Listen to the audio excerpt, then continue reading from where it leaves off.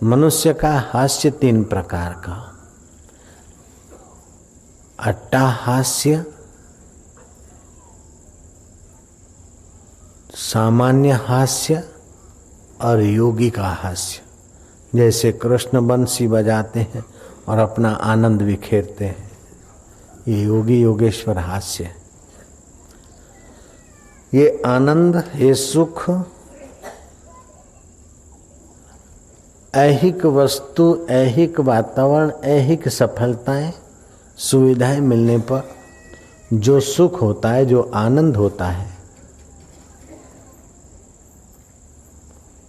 उस आनंद से भी एक आनंद और ऊंचा है जो अंतरंग आनंद कहा जाता है। वो सत्संग से, साधन भजन से, परमात्मा सुमरण से अंतरंग आनंद बाहर आता है। संसारी आनंद में संसार की वस्तुएं, सुविधाएं, मित्र, अमुक मिलता है तो बाहर का सुविधा आती है, तब भीतर आनंद आता है। ये आनंद दुख की अपेक्षा तो ये सुख अच्छा है, खिन्नता की अपेक्षा तो ये आनंद अच्छा है, लेकिन है ये बाहर से भीतर लाने वाला। सत्संगी लोग ज्यादा फायदे में इसलिए हो जाते हैं कि वो बाहर से आनंद की वस्तुओं की गुलामी नहीं करते, अपितु सत्संग और साधन भजन के द्वारा भीतर सुषुप्त आनंद को उभारते हैं। तो भीतर से जब से सुषुप्त आनंद उभरता है, सुषुप्त सुख उभरता है, जैसे सरोवर गंदा दिखे ऊपर से, लील जमी हुई दिखे, लेकिन लील हटाई तो बिलोरी कांच जैसा पानी। बिनु रघुवीर पद जिय की जरनी न जाई, आत्म सुख के बिना नश्वर आकर्षण मिटता नहीं, बिना विवेक के नश्वर आकर्षण मिटता नहीं। चलो जरा शराब का आकर्षण है तो शराब पी लें, आकर्षण मिट जाए। बीड़ी का आकर्षण है, बीड़ी पी लेते तो बीड़ी का आकर्षण मिट जाता है कि बीड़ी में फंस जाता है। इतनी बुद्धि तो कम से कम होनी चाहिए कि जो भी बाहर के भोग हैं उसको लेकर अगर सुखी होने की बेवकूफी हुई तो पतंगिया की नाई रूप में मरेंगे, हाथी की नाई हथनी के चमड़े में मरेंगे, भंवरे की नाई सुगंध में मरेंगे, मछली की नाई जीव की रस में मरेंगे। एक एक इंद्रिय का आकर्षण मिटाने के लिए अगर बाहर की वस्तु भीतर भरा तो तुम्हारी खैर नहीं। तुलसीदास जी कहते हैं, अली पतंग मृग मीन गज, एक एक रस आँच, तुलसी उनकी कौन गति, जिनको व्यापी 5। लालजी महाराज के यहाँ एक साधु आया, बड़ा प्रभावशाली युवक था। 1-2 दिन ठहरा तो कोई दुल्हन बाबा जी का दर्शन करने आई। तो बाबा जी ने कहा ठाकुर जी को प्रणाम करो। मंदिर में अंदर गई दर्शन करने। तो वो जो साधु था उस दुल्हन पर उसके आंख टिकटिकी लग गई। तो लालजी महाराज अच्छे सुलझे हुए संत हैं, देखा कि इसका आकर्षण है, स्लेट में लिख के दिया कि भाई आंखों पर नियंत्रण रखो, विचारों पर नियंत्रण रखो, तुम्हारे पीले कपड़े हैं, साधु हो, ब्रह्मचर्य का वेश है, सन्यास का वेश है। बोले महाराज भगवान ने आंख होती है तो देखने में क्या जाता है। जय जय। महाराज ने कहा भाई आंखें दिए हैं तो देखने का ये कुछ नियम होता है शास्त्र ढंग से। तो महाराज ने समझा है लेकिन उसको बात गले नहीं उतरी। विनाश काले विपरीत बुद्धि। 6 महीने के बाद एक जीर्ण शीर्ण भयंकर स्वरूप एक भिखमंगा लालजी महाराज के पास आया। दरवाजे पे खड़ा, बोले मैं आ सकता हूं महाराज। बोले कपड़े साधु के हैं तो आ सकता है। बोले मेरे साथ 3 मूर्ति और भी है महाराज, हम बहुत भूखे हैं। दयालु संत होते, बोले आने दो उनको। तो एक माई जिसको साधु के कपड़े पहने थे और 2 बच्चे, उनको भी साधु के कपड़े पहने थे। तो लालजी महाराज ने पूछा कि भाई ये कौन है, तुम कौन हो? बोले 6 महीने पहले मैं आपके पास आया था और आपने मेरे को बोला था कि आकर्षण से जरा बचो। तो मैंने बोला देखने के लिए मिला और वासना क्षीण करना है। बापूजी मैं वही हूँ। बोले वही तू? तो कैसा था और अभी आंखें अंदर घुस गई मुंह में, इतना एकदम दरिद्र कंगला हो गया तुम। सन्यासी बड़ा अच्छा लगता था, खुश था, अभी कितना दिन बन गया, क्या बात है? बोले ये बहन है, जरा इसके पति गुजर गए थे और मेरी उम्र भी थी, तो बहन को मैंने सन्यास दे दिया और 2 जीवात्मा का कल्याण करता हूँ। इन बच्चों को पढ़ाता हूँ और इन बहन को भी भगवान के रास्ते लगाता हूँ। महाराज ने देखा कि चेहरा तेरा भगवान के रास्ते लगाने वालों जैसा नहीं है। महाराज उसको नदी किनारे ले गए, बोले तू इधर बैठ। वो भाई को अलग से बुलाया, बोले सच बोले ये तेरा क्या लगता है? बोले જોવામાં શું જાય છે એમ અડવામાં શું જાય છે એમ કરીને બાપજી દિવસે તો એણે મને સાધુના કપડાં પહેરાયા એટલે ભીખ માગીને ખવડાવે છે અને રાતે મને બહુ હેરાન કરે છે। तो जब तक तीव्र विवेक नहीं करेंगे तब तक मन क्या का क्या खेल बनाता है कि जरा काटलू करी लो, तो जरा काटलू करी लो, जरा आटलू, जरा जरा में एक जिंदगी नहीं हजारों जिंदगी चली जाती। शाहजहां के इस जमाने में किसी मुल्ला का बड़ा नाम हो गया था, साथ में उसकी फरियाद भी आई। सोचा कि अब मुल्ला को सजा देना तो ठीक नहीं है, कोई उपाय मिलना चाहिए। मुल्ला प्रसिद्ध भी है। मंत्रियों ने आइडिया लगा दी। राजा ने व्यवस्था किया, मुल्ला को कहा कि मेरे राजमहल के पास का महल है, उसमें 4 कमरे सजा दिए गए। रात भर आप उन 4 कमरे में से किसी न किसी कमरे में रहिए और उस कमरे में जो चीज है उसका आप उपभोग करिए, तो हम मानेंगे आपने राजा की बात मान ली, आपको सुबह निर्दोष घोषित कर देंगे।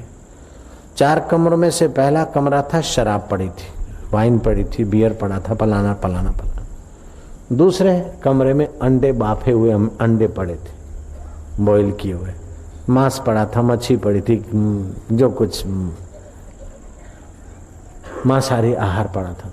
तीसरे कमरे में वैश्या बैठी थी और चौथे कमरे में फांसी लटक रही थी। मुल्ला सोचता है तोबा तोबा, फांसी कौन खाएगा, वैश्या के पास क्यों जाऊं, अपनी बंदगी और साधना नष्ट करूंगा? नहीं नहीं। तो मीट बीट बोले नहीं, मैं तो वैष्णव जैसा जीता हूं। तो चलो फिर जरा सा आकर्षण है, पानी तो वैसे ही पीते हैं, इसमें देखे क्या है, जरा सा वासना मिटा ले। जरा सा बियर पी के देखे, जवनु पानी बीजू शू। वो पता नहीं कि हजारों लाखों करोड़ों बैक्टीरिया, मरे हुए बैक्टीरियों का सत्व है, इसको महापाप गिना है। सुरापान और व्यभिचार को महापाप गिना है। जैसे गर्भपात को महापाप गिना है, ऐसे सुरापान को, व्यभिचार को महापाप गिना है। महापाप क्यों गिना है कि शराब बनते समय करोड़ों करोड़ों जीवों की हिंसा होती, और दूसरा शराब पीने से बुद्धि की योग्यता मारी जाती है। आत्मज्ञान के काबिल आदमी नहीं रहता, भगवान को पाने की लायकात वाला आदमी नहीं रहता शराब पीने से। तत्व ज्ञान, ब्रह्म ज्ञान के काबिल नहीं रहती उसकी बुद्धि, ईश्वर रस पीने के काबिल नहीं रहती, इसलिए इसको महापाप। ऐसे ही भ्रूण हत्या, गर्भपात ऐसा भारी पाप है कि वो ईश्वर के राज्य में प्रवेश पाने के काबिल नहीं रह जाता। गर्भपात करने कराने वाले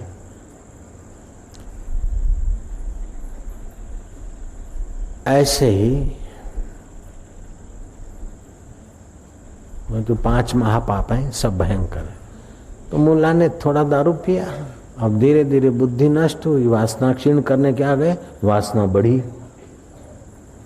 दारू पिया, थोड़ा और पिए, थोड़ा और पिए, ऐसे करते करते भूख लगी, थोड़ा अंडा खाया, थोड़ा कबाब खाया, थोड़ा मछली खाई, थोड़ा ये खाया, और फिर विकारों ने जोर मारा तो बोले वो बेचारी इंतजार करती है, उसकी भी इच्छा पूरी हो जाए। भगवान ने बनाया एक दूसरे को तो संसार में भोगने के लिए।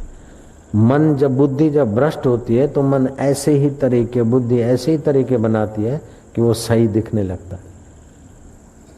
अशुचि में शुचि बुद्धि, निषिद्ध में विहित बुद्धि हो जाती है। बुद्धि जब बिगड़ती है ना तो उल्टा ही सीधा दिखने लगता है। जयराम जी की तो ईश्वर की जब कृपा होती है तो वैराग्य आता है, और कोई ऐसा दुष्कृत्य होता है, ईश्वर जब कोपायमान होता है तो आदमी की आसक्ति जागती है। ईश्वर रूठे तो आसक्ति जगती है, और ईश्वर प्रसन्न हो तो वैराग्य जगता है। कोप करे करतार तब देवे साधक को धन धाम जग और जग का व्यवहार। इसीलिए मनुष्य ईश्वर की आखिरी कृति है। मनुष्य में ईश्वरीय सुख, ईश्वरीय ज्ञान, ईश्वरीय माधुर्य, ईश्वरीय सामर्थ्य प्रकट होने को उत्सुक है, लेकिन मनुष्य ईश्वर की शरण ले, तब भोग की शरण ले, वाहवाही की शरण ले तो मनुष्य की बुद्धि मारी जाती है। कोप करे करतार तब देवे साधक को धन धाम और जग का व्यवहार। मरुभूमि में चांडाल के घर की भिक्षा एक टाइम खाने को मिले और आत्मज्ञान का सत्संग मिलता है तो उसको यत्नपूर्वक पाना चाहिए। अन्य ऐश्वर्य का त्याग करना चाहिए। अन्य भोग पदार्थ तो भविष्य में जीवात्मा को भटकाएंगे छोटी छोटी हल्की योनियों में, लेकिन सत्संग तो सत्य स्वरूप परमेश्वर से मिलाकर मुक्त कर देगा।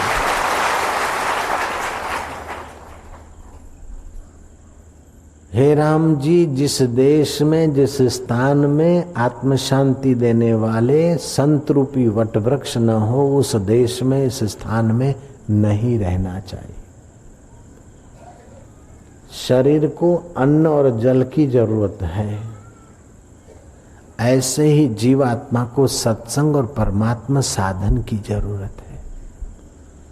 सत्संग और परमार्थ साधना करेंगे तो वह परमार्थ का सुख उभरेगा। परमार्थ का सुख उभरे तो उसको बढ़ाते बढ़ाते उसका महत्व समझे और बढ़ाते बढ़ाते वो सुखमय चित्त हो जाए। जब चित्त विषयन को ध्याए तो विषयन रूप भयो है, चित्त नारी को ध्याए तो नारी रूप भयो है, चित्त चेतन को ध्याए तो चेतन रूप भयो है। आपका चिंतन जैसा होता है वैसा ही चित्त बन जाता है। इसलिए परमात्मा का चिंतन करिए, आनंद स्वरूप का चिंतन करिए, सुख स्वरूप का चिंतन करिए, ज्ञान स्वरूप का चिंतन करिए, और जो सदा साथ है, सदा पास है, उसको अपना आत्मा मानकर भजिए। कोई आदमी कैंची लेके अपने उंगलियों के पीस करे, चिप्स बनाए, तो उसको आप क्या बोलोगे? कातर थी પોતાના આંગળા ને હાથ ને પગ ને ઢીચણ આમ નાના નાના આમ પેલા ચિપ્સ બનાવે તો એ માણસને તમે શું કહેશો? ગોંડો કહેશો? ગોંડો એવું ના કરે, पागल कहोगे उसको? पागल भी ऐसा नहीं करता। अपने शरीर के टुकड़े टुकड़े करे, बोले ये चिप्स बनाता हूं, तो उसको आप पागल भी नहीं कह सकते, क्योंकि पागल भी इतना मूर्ख नहीं होता। इससे भी वो ज्यादा आदमी मूर्ख है जो अपने चित्त को खंड खंड में, टुकड़े टुकड़े में बांट रहा है। अपने शरीर के टुकड़े करना जितनी बेवकूफ़ी है, उससे ज़्यादा अपने अंतःकरण को छोटे छोटे विकारों में बांटना और दीनता, हीनता और लाचारी भविष्य में हो, ऐसा करना वो मूर्खों से भी वीआईपी कोटा का मूर्ख है। आपका भगवान में प्रेम है, आपने भगवत कथा को ठीक से पचाया है, तो उसकी पहचान है कि 3 गुण आपके जीवन में आ जाएंगे। एक गुण ये आएगा कि एक गोली तो क्या 1000 गोलियां गुजर जाए और आप देहाध्यास के रुके ढुके फिर भी आपके चित्त में भय नहीं होगा। भले आप सावधान हो जाए लेकिन भय नहीं होगा। भय का सर्वथा अभाव ब्रह्म ज्ञान के सत्संग का फल है। दूसरी बात, अध्यास का अभाव। जैसे पौत्र बीमार है तो दादा चिंतित है, अरे मैं तो मर गया। बाजार की मंदी और सेठ चिंतित है कि हम तो मर गए। ये अध्यास है। कार में जा रहे हैं और कार किसी रेलवे के पुल से निकली तो ऊपर से ट्रेन जा रही तो अपना सिर झुक जाता है।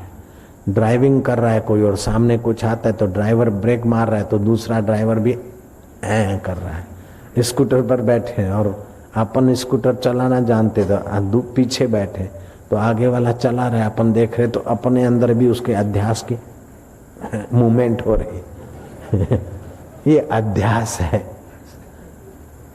तो पूर्ण निर्भयता और अध्यास की निवृत्ति, 2 बात। और परम सुख की प्राप्ति। बाहर से भीतर सुख नहीं भरोगे, भीतर का ऐसा सुख होगा कि आपकी वाणी से, आपकी निगाह से, आपके हिलचाल से दूसरों को बंटता रहेगा। आपको दूसरों से सुख लेकर भीतर भरने की जरूरत नहीं पड़ेगी। पशु पक्षी जीव जंतु सुख चाहते, दुख मिटाना चाहते, फिर भी मनुष्य भगवान की ऐसी कृति है कि वो सुख तो चाहता है लेकिन उसको सुख के से परे परम सुख, आत्म सुख, परमानंद मिल सकता है। और लोग अपना सुख पूंछ हिलाकर और प्राणी या चाट कर अथवा ओ करके अपना सुख प्रकट करेंगे, लेकिन मनुष्य भीतर जब सुखी होता है तो उसकी चाल में नृत्य आ जाता है।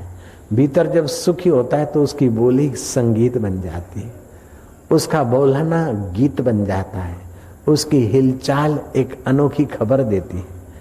और उसके उपरांत ये बाहर की अनुकूलता का सुख भी ऐसा कर देता है।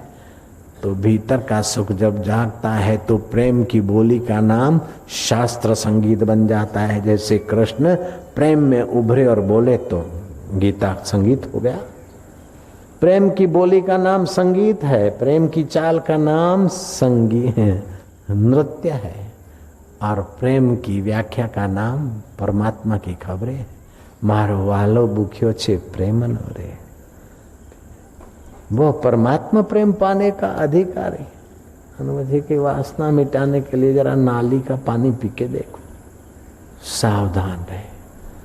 ईश्वर को प्रार्थना करे, ईश्वर से बातें करे। हे नाथ, मेरा मन इधर उधर जा रहा है, हे भगवान मारू मन ताराમાં લાગતું નથી, હવે તું જ કે હું શું કરું, કેને કેને કેને ऐसा कर के उससे प्यार करे, दुल्हार करे। अरे झगड़ना हो तो झगड़ जाओ, और भगवान को बेटा बनाना हो तो भी बना सकते, ऐसी भगवान की व्यवस्था।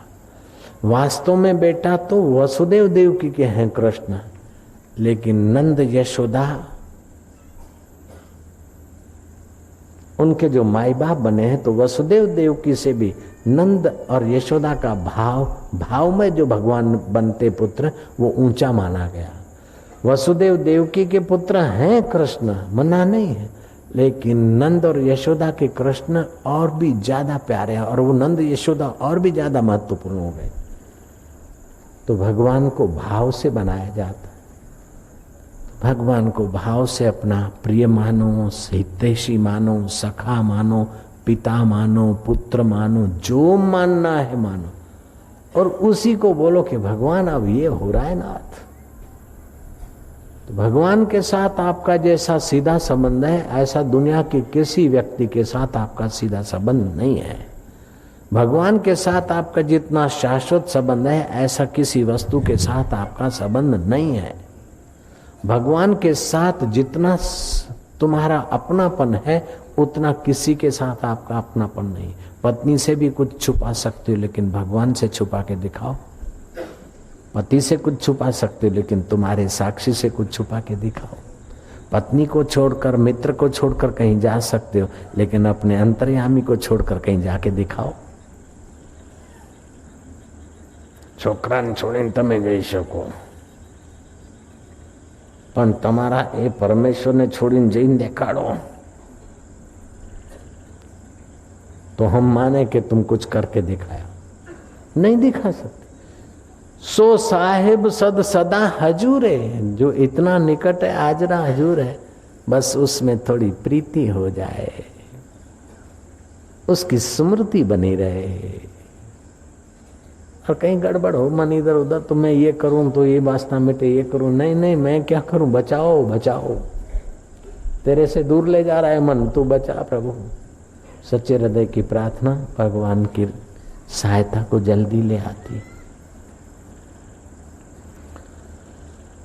बिनु रघुवीर पद जिय की जरनी न जाई। भगवत सुख के बिना हृदय की तपन जाती नहीं, विकार जाते नहीं। अरे करोड़ों जन्म के दुष्ट संस्कार हैं और एक जन्म में इतने ऊंचाई पर पहुंचे हो। हजारों आदमी मानते हैं, प्रेम करते, जानते हैं, सत्संग सुनने का अवसर मिलता है। जब इतना अवसर सुंदर मिला है तो फिर पानी 70 डिग्री तक गर्म हो गया तो मूर्ख नंदन 30 डिग्री और हीट दे दे, बाष्पीभूत हो जाएगा, उखलने लगेगा। 70 डिग्री पे छोड़ दिया कि चलो जरा पानी आटलू गरम कर्યું પણ હજી ઉકળ્યું નથી તો જરા કવે દેવતા નાખવાનું છોડી દો, બરફ નાખો અંદર, हीट देना बंद कर दो और गटर का पानी डालो अंदर चूल्हे में, तो आदमी अक्ल का दिवाला हुआ कि नहीं। ऐसे ही जब ईश्वर के रास्ते चलते और कोई इच्छाएं वासनाएं आती है, ईश्वर का रास्ता छोड़ के इच्छा वासना पूरी करने की तरफ चलता है, तो मानो वो अपना जो पानी उबालना चाहता है 70 डिग्री 60 डिग्री 80 डिग्री हो गया, अब उसमें ईंधन डालने के बदले गटर का पानी डालता है। एक था राजा, एक थी रानी।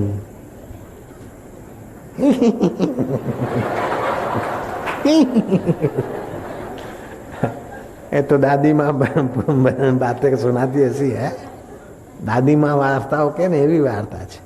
एक तो राजा, एक थी राणी અને એને 2 છોકરા। રાજાનું નામ अश्वपति। अश्वपति राजा प्रजा के हर व्यक्ति में, प्रजापालक वो परमात्मा है, उसी की सत्ता से सबका श्वास चलता है। इस सत्संग की बात को पकड़ के वो पक्का सत्संगी बन गया राजा अश्वपति। जैसे राजा जनक का नाम शास्त्रों में प्रसिद्ध है, ऐसे उनसे भी प्राचीन राजा अश्वपति प्रजाजनों के दुख में वो दुखी हुए, प्रजा का दुख दूर करने के लिए दिन रात यत्नशील रहे और प्रजा में अच्छे संस्कार भरे, और प्रजा भोगवादी नहीं भगवानवादी बन गई। भगवान इतने खुश हुए कि अश्वपति के बुलाए बिना ही भगवान उसके आगे प्रकट हो गए कि राजा अश्वपति, तूने प्रजाजनों में मेरे को देखकर जो प्रजाजनों के दुख दूर करने का यत्न किया है, और प्रजा में मेरा प्रभु है, ये जो तेरी दृढ़ भावना है, इस तेरी भावना के बल से मैं बिना बुलाए खींच कर आ गया हूं। बोल, स्वर्गीय मुक्ति चाहिए तो मैं स्वर्ग का द्वार तेरे लिए खुला रखूं। सायुज्य मुक्ति, सामीप्य मुक्ति, सालों की मुक्ति चाहिए तो मैं वो तेरे को दूं। अष्ट सिद्धि चाहिए तो मैं तेरे को दे दूं। नव निधि चाहिए तो मैं तेरे को दे दूं। अश्वपति जे मांगे ते आपो। अश्वपति कहे छे कि भगवान मेरे को फिर से जन्म दो, जब तक धरती पे एक आदमी भी दुखी है तब तक मुझे फिर से जन्म दो और मैं उनके दुख दूर करूं और उनका दुख मैं सह लूं, वो दुखी न रहे, बस यही चाहता हूं। भगवान ने कहा तुम तो चाहते हो वो दुखी न रहे, लेकिन वो वासना के दास खुद दुख के खाई में जाए तो तुम क्या करोगे? ये वासना से ही सारे जीव बिना रस्सी के बांधे जा रहे हैं। और वासना को मिटाना है तो भगवत प्राप्ति की वासना, इच्छा को मिटाना है तो ईश्वर को पाने की इच्छा को तीव्र कर दो। ऐसे दिन कब आवेंगे कि मुझे कोई विकार न रहे? ऐसे दिन कब आवे कि मैं सुख दुख में सम रहूं? ऐसे दिन कब आवे कि बाहर का विषय विकारों का सुख भीतर भर के तबाह ना हो, लेकिन भीतर का सुख उछाल कर मैं भी आबाद हो जाऊं, मेरे संपर्क में आने वाले भी आबाद हो जाएं। ऐसे दिन कब आवे? इस प्रकार की इच्छा को तीव्र करते जाओ तो अश्वपति की नाई राज वैभव संभालते भी इतना महान पद को पाया कि शास्त्र उसकी भूरी भूरी प्रशंसा करते। नारायण ने आज कनाडा से फैक्स भेजा, उसमें ये लिखा है कि आश्चर्य हो रहा है कि इस भोगी देश में आने के बाद इतना आकर्षण, और जब मैं कनाडा में आया हूं, बापू जिस कमरे में रहे थे उस कमरे के वाइब्रेशन, इतना वैराग्य और इतना विचार अच्छे उठ रहे हैं। विवेक चूड़ामणि ग्रंथ देखा और मानो इतना उच्च विचार और उच्च आंदोलन इस कमरे से मिल रहे हैं कि जगत की वासना, वाहवाही की वासना, एक तो जुआनी बापूजी, दूसरा वाहवाही और तीसरा रुपया डॉलर पैसा। पतन करने के लिए तो एक चीज भी इस देश में काफी है, ये तीन चीजें मेरे साथ लगी है। आप मेरी रक्षा करना, भगवान के सिवाय मन कहीं ना लगे, आगे और आगे बढ़ूं, वैराग्य बढ़े। नारायण सामने होता तो मैं नहीं बताता उसकी प्रशंसा की बात, लेकिन मेरा हृदय बहुत प्रसन्न हुआ। उसका खत अभी हमने सुना, अभी गए थे नियम करने तो उसका फैक्स आया, तो हमको तो अच्छा लगा बहुत। और भी बातें थी लेकिन अच्छा लगा। उसकी जो मांग है अच्छी मांग है, वाह भाई तो होती है, गुरु जी का पुत्र है, नारायण बापू है, प्रभु है, भगवान है, वाहवाही हो, जुआनी हो, गाड़ियाँ मर्सिडीज और ब्यूक और फलानी कतार लगती कि हमारे गाड़ी में पैर रखो, और लेडियाँ लेडे साहब जी हजूर होते हैं। तो अहम होने में अथवा विलास होने में या विकार आने में एक चीज भी काफी है, तो ये तीनों चीज साथ में, जुआनी है, साधन सामग्री है, पैसा संपत्ति चीज वस्तु है, ये तो भाई भगवान कृपा करता है, वो हमारे हृदय को अपना घर मानता है तो इन चोरों से हम बच सकते हैं, नहीं तो ये चोर हमारी आत्म संपत्ति चुरा के चले जाते हैं। इस आत्म संपत्ति को बचाने के लिए मुझे उस किसान की बात कहने की इच्छा है। एक किसान था, उसकी शेलड़ी गन्ने, शेलड़ीનું ખેતર એ રેઢું મૂકીને જમવા જાય એટલે ખેતરમાં થોડી ઘણી શેલડી ચટ, જમીને આવે એટલે કંઈક શેલડીઓ छू थैली लागे, कुछ गन्ने छू होते दिखे। एक बार किसान गया और आधे से लौट के आया तो 3 चोर पकड़े। एक ब्राह्मण था, दूसरा जाट था, तीसरा नाई था। उन तीनों ने भारा भारा तो बांध दिया था घर ले जाने को, और एक एक गन्ना चूस रहे थे, क्योंकि किसान जाके आता है तो 3 घंटे लगते हैं। वो आराम से उसके गन्ने चुराते थे, आज आराम से गन्ने खाने लगे। अब किसान ने कहा इस जंगल में मैं अकेला और ये 3 चोर हैं, अब क्या करूं। उसको कथा की आइडिया आ गई। पहले तो ब्राह्मण को प्रणाम किया और जाट को नमस्ते किया।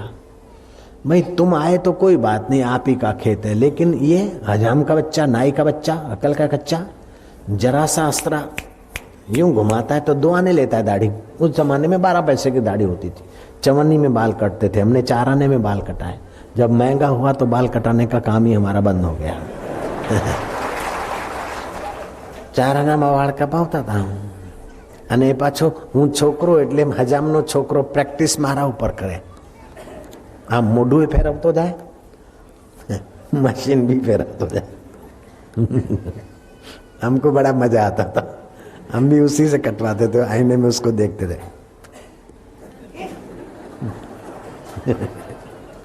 हम तो मजा लेते थे बचपन से ही, किसी को कुछ करके मजा दे।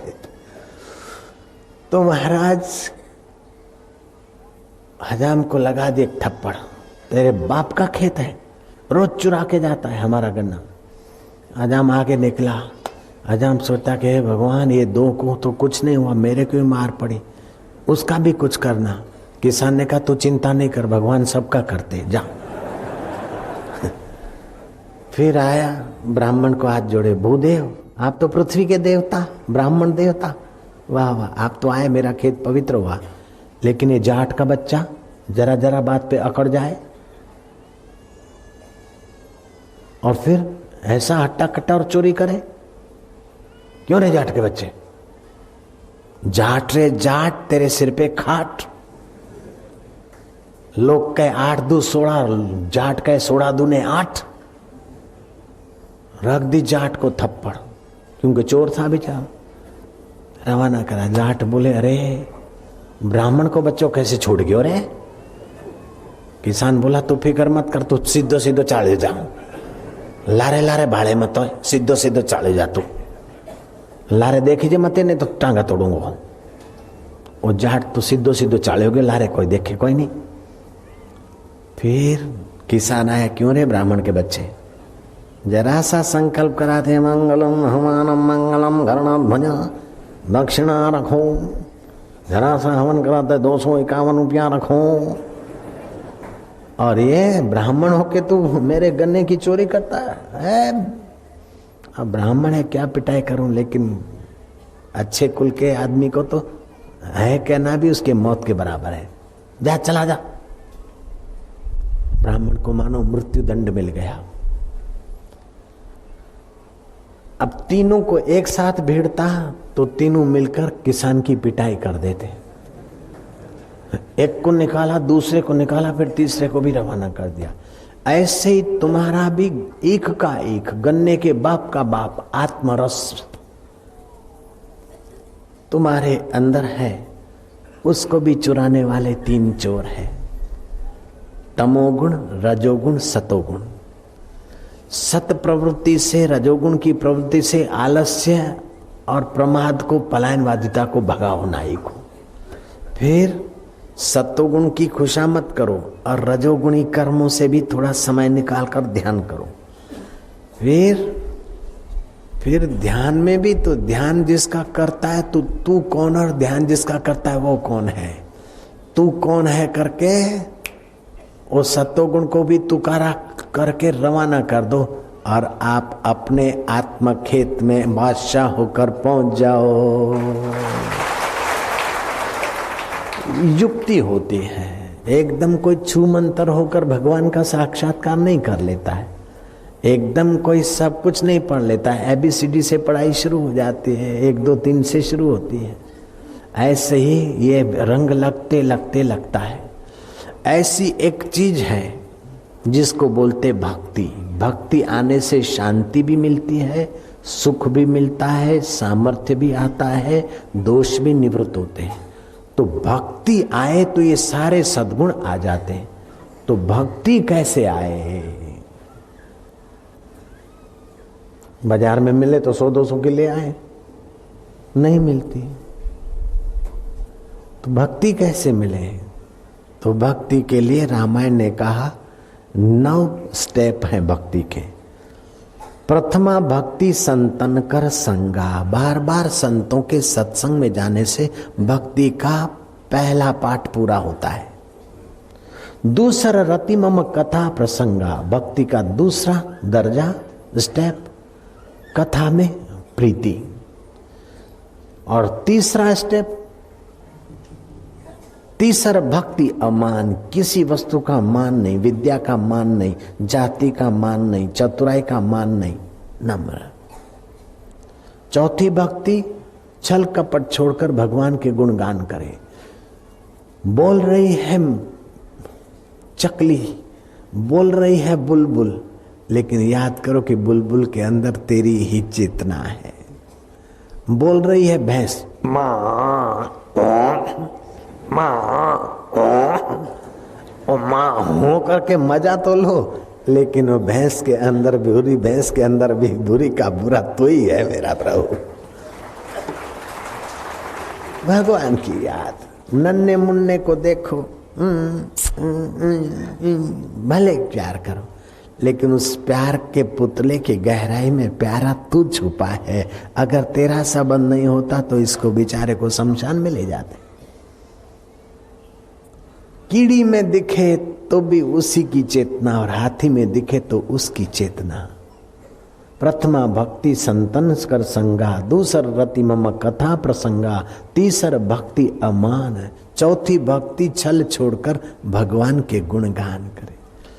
फिर भक्ति का पांचवा पगथिया, मंत्र जाप मम दृढ़ विश्वासा। मंत्र जपे तो समझे कि भगवान देख रहे हैं, मैं भगवान का नाम ले रहा हूं, भगवान को अच्छा लग रहा है। दृढ़ विश्वास करे। ऐसा नहीं कि मैं मंत्र जपता हूं तो उसको पता है कि नहीं, सुनता होगा कि नहीं।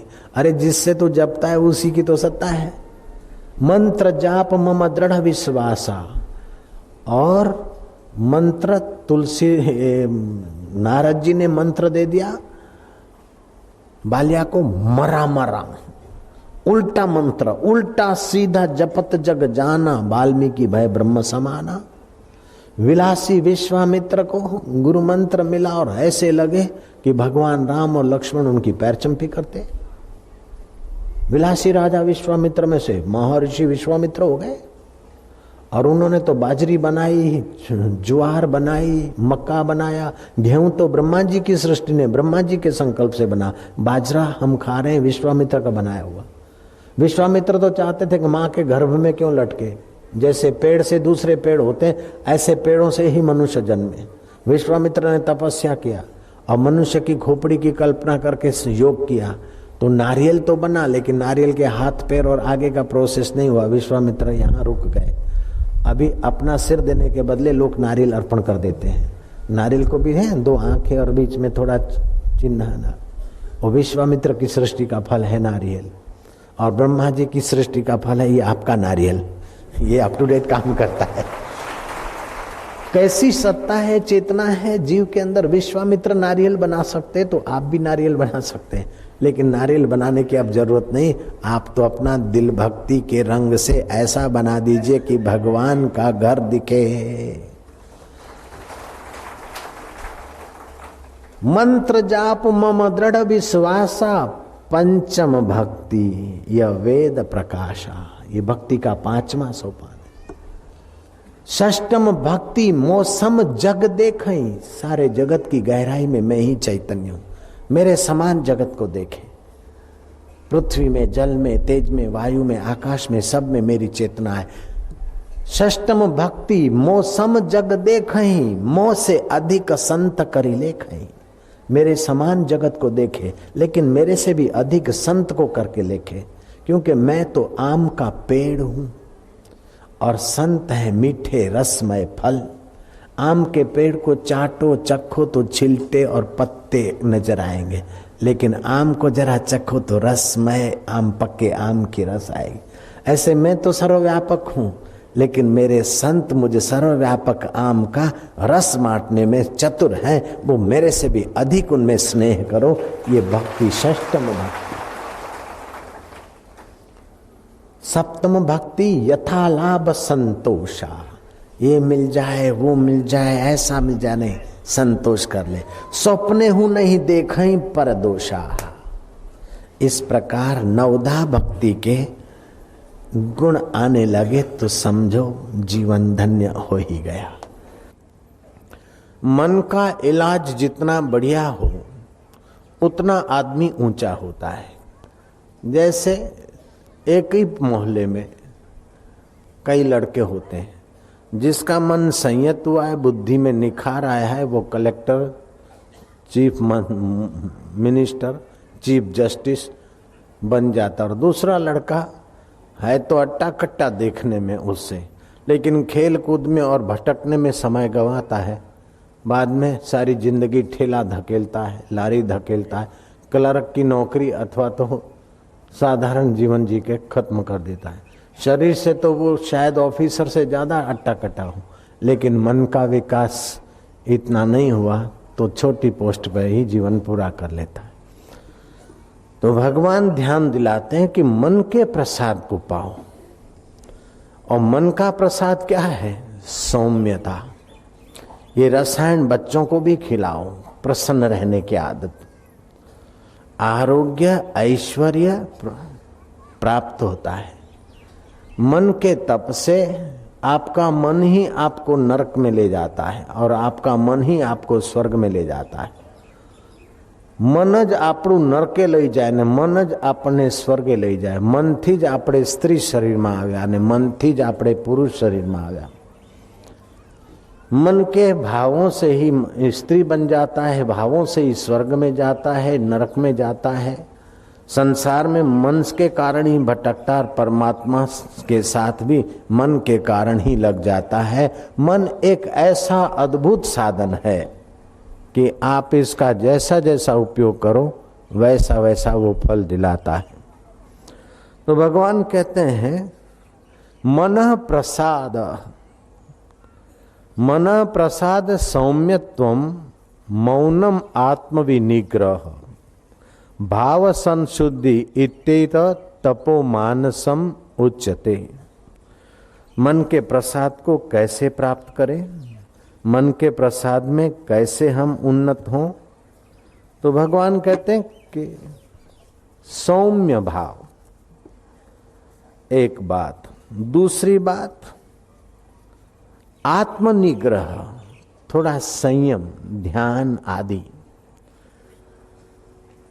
तुच्छ मनुष्य में और महान मनुष्य में इतना ही फर्क है। तुच्छ मनुष्य मन में जैसा आया ऐसा करने लगेगा और महान आत्मा विचार करके जो करने योग्य होगा करेगा, नहीं करने योग्य होगा उसमें नहीं जाएगा।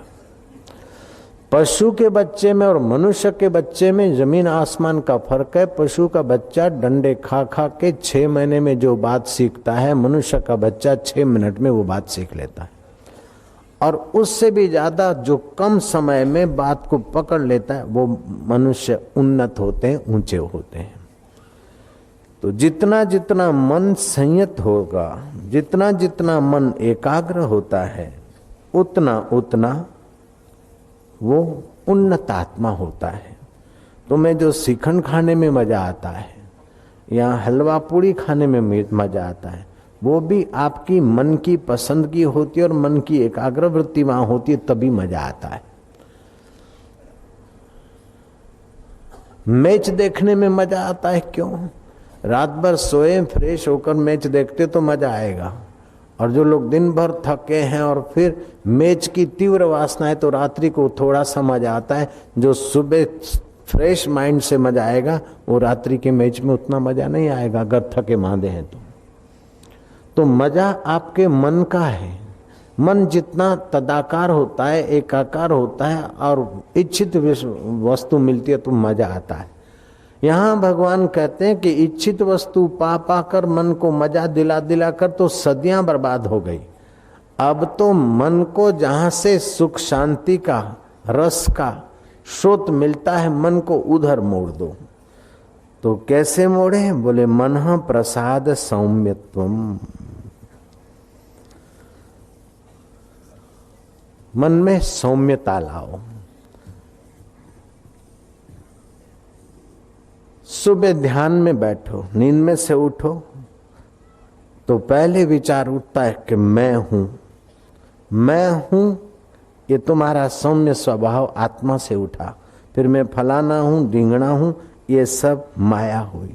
मैं हूं तो मैं हूं परमात्मा का, परमात्मा है मेरे। ओम शांति, ओम आनंद। ये हृदय मेरा नहीं, भगवान का घर।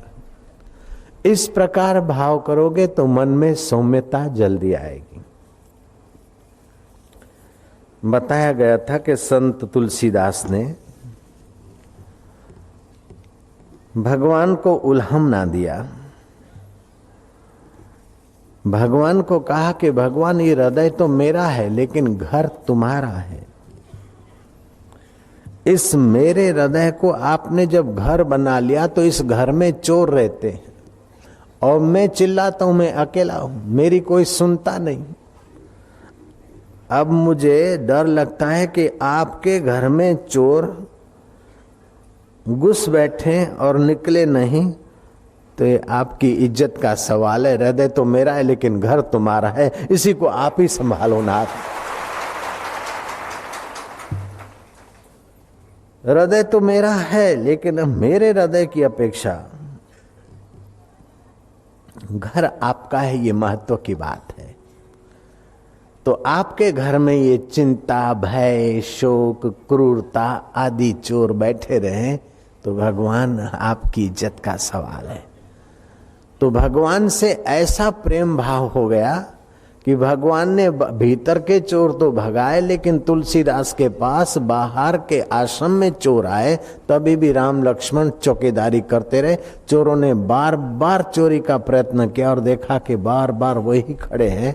चोरों का मन परिवर्तन हो गया। सुबह फुट फुट कर रोए कि महाराज तुम्हारे द्वारपाल दो जो थे श्याम वर्ण और गौर वर्ण धनुष्यधारी, उन चौकीदारों का जरा सा दीदार करा दो। तुलसीदास समझ गए भीतर के चोरों को तो भगाया लेकिन बाहर के माल की रक्षा करने के लिए भी भगवान आ गए। मेरे हृदय की पुकार। शरीर के बल से भगवान वश नहीं होते लेकिन मन की पुकार से भगवान वश हो जाते।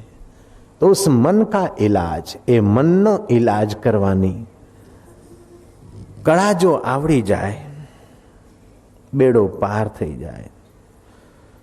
श्रद्धा परोक्ष में होती है, भक्ति प्रत्यक्ष में होती है और ध्यान अपरोक्ष का होता है और साक्षात अपरोक्ष का होता है। ध्यान देना सूक्ष्म बात है। श्रद्धा जो यहां अभी है नहीं, केवल सुना है मानते, वो श्रद्धा है। जो देखकर मानता है उसकी अपेक्षा बिना देखे मानने वाला बहादुर है। जो देखकर मानता है वो नश्वर को मानेगा और जो बिना देखे मानता है वो शाश्वत को भी मान सकता है और प्रकट कर सकता है। नारद जी ने कहा श्रद्धा पूर्वा सर्वधर्मा मनोरथा फल प्रदा श्रद्धया साध्यते सर्वम श्रद्धया तुष्यते हरि। श्रद्धा सर्वधर्मों में मुख्य है, फल प्रदायनी है। विद्यार्थी अगर श्रद्धा करके नहीं पढ़ेगा तो पास क्या होगा? व्यापारी श्रद्धा करके दुकान नहीं खरीदेगा तो धंधा क्या करेगा? डॉक्टर श्रद्धा करके पढ़ते बच्चे तभी तो डॉक्टर होते कि मैं डॉक्टर होऊंगा। तो जैसे ऐहिक जगत में मुसाफरी करने में भी ड्राइवर पर श्रद्धा रखनी पड़ती, जो यहां से उठाकर वहां रख देता है। कई बार वहां रखने की बजाय मौत में रख देते ड्राइवर। जाते बद्रीनाथ की यात्रा में बद्रीनाथ की बस में बैठते हैं, बद्रीनाथ तो नहीं पहुंचाता, यमपुरी पहुंचा देते हैं। हवाई जहाज में बैठते हैं, कनाडा से बैठे इंडिया आने के लिए वो जहाज वाले पायलट की कोई गलती हुई, वो समुद्र में डूब मरे, सारे के सारे क्रश हो गया जहाज। फिर भी दूसरे पायलटों पर श्रद्धा रखनी पड़ती। जब यहां से उठाकर वहां रख देने वाले पायलट और ड्राइवर पर श्रद्धा रखनी पड़ती है तो 84 के चक्कर से हटाकर परमात्मा से मिलाने वाले संतों और शास्त्रों पर श्रद्धा नहीं करेंगे तो कैसे चलेगा? श्रद्धा पूर्वा सर्वधर्मा मनोरथा फल प्रदा। मनोरथों को सिद्ध करने वाली, फलों को देने वाली वो श्रद्धा देवी। श्रद्धया साध्यते सर्वम, श्रद्धा से सब होता है। श्रद्धया तुष्यते हरि, भगवान श्रद्धा से संतुष्ट होते हैं। एक बार चैतन्य महाप्रभु गंगा किनारे जा रहे थे। एक किसान उल्टी किताब करके पढ़ रहा था।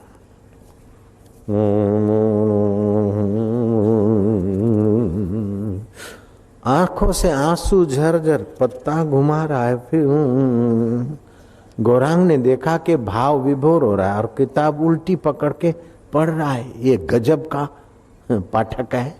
उल्टी किताब करके अक्षर कैसे इसको समझ में आते होंगे। ये तो है सीधी किताब, अब ऐसी करके मैं पढ़ूं और पढ़ते पढ़ते मस्त हो जाऊं तो आपको तो आश्चर्य होगा। गौरांग खड़े खड़े खड़े खड़े देख रहे, वो रोमांचित हो रहा है, अश्रुधार हो रही है, वाग गदगदा द्रवतेज यस्य चित्तम हो रहे। उस किसान खेडूत को गंगा किनारे गीता पढ़ते, उल्टी गीता पढ़ते देखकर गौरांग रुक गए। जब उसने गीता पढ़कर नमस्कार करके रखी तो गौरांग ने पूछा कि काका गीता के कितने अध्याय पढ़े? बोले भाई अध्याय मैं नहीं जानता। तो आप गीता पढ़ रहे थे? बोले हाँ। तो कितनी गीता पढ़ते? बोले रोज मैं पूरी गीता पढ़ता हूँ। गीता पढ़ता हूँ पूरी। तो पूरी गीता पढ़ते तो उल्टी पकड़ते? बोले उल्टी कैसे होती, सुल्टी कैसे होती, मुझे पता नहीं। काला अक्षर भैंस बराबर, मैं पढ़ाई नहीं, मैं पढ़ा कोई नहीं, मैं तो अनपढ़ जाट हूं। एक तो जाट और फिर अनपढ़। तो बोले फिर ये तुम कैसे? बोले मैं सुन रखा है कि अर्जुन था जीव, और अर्जुन जीव था, क्या करना क्या नहीं करना अर्जुन को पता नहीं लग रहा था। तो भगवान ने उसको बताया तो अर्जुन के सारे शोक मिट गए, अर्जुन को बेड़ो पार हो गया। तो भगवान से जो जो पूछे अर्जुन और भगवान जवाब दे, वही दो ही बातें तो है। अर्जुन पूछता है और भगवान जवाब दे। ओ मेरे को कोई पंडित सिखाए, वो क्री है न, तो मन कृष्ण बोले, वो अर्जुन ऐसो लिखो है, वो अर्जुन ने पूछा। तो अर्जुन पूछ रहे हो है और कृष्ण बोल रहे है। ओ मैं पत्ता घुमा घुमा के वो कृष्ण जैसो दिखे और अर्जुन जैसो दिखे। मैं सोचो कि बस अर्जुन तो मैं हूं और कृष्ण तो तू है। वारे वाह, वारे वाह। मैं पूछ रहा हूं तू बोल रहे हो है, मैं पूछ रहा हूं तुम बता ही रहे हो है। कम से कम तू मरो तो है, मैं तोरो हो गया तो तू तो मेरो है। बाकी मैं कोई नहीं जाना। गौरांग ने कहा काका तुमने गीता अच्छी पढ़ी, हमारी पढ़ना अभी बाकी है। तुमने गीता अच्छी पढ़ी, गीता का फल तो ले रहे हो, श्रद्धा से रोमांचित हो रहे हो, गदगद हो रहे हो, और भगवान तुम्हारे और तुम भगवान के एकाकार हो रहे हो। तुमने गीता ठीक पढ़ी। बालकों के लिए, स्त्रियों के लिए, अनपढ़ों के लिए और जनसाधारण के लिए श्रद्धा ही एक संबल है। व्यवहार में तो पिता पे भी श्रद्धा करनी पड़ती है। माँ ने बोला कि ये तुम्हारा बाप है, बाप को देखकर मानते क्या, सुन के माना है। जब पिता को सुनकर मानते, अमेरिका को सुनकर मानते, रशिया है सुनकर माना है, तो तुम्हारे परम हितैषी भगवान है ये आप सुनकर मानो और थोड़े दिन में आप उसका अनुभव भी कर सकते हो। रशिया तो जाओगे तब देखोगे, स्वर्ग में तो मरोगे तब देखोगे।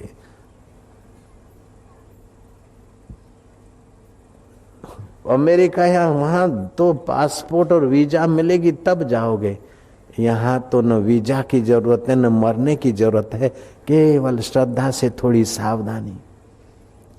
ये आंखों के द्वारा कौन देख रहा है? अच्छा काम करते तो अंतरात्मा रूप में धन्यवाद कौन दे रहा है?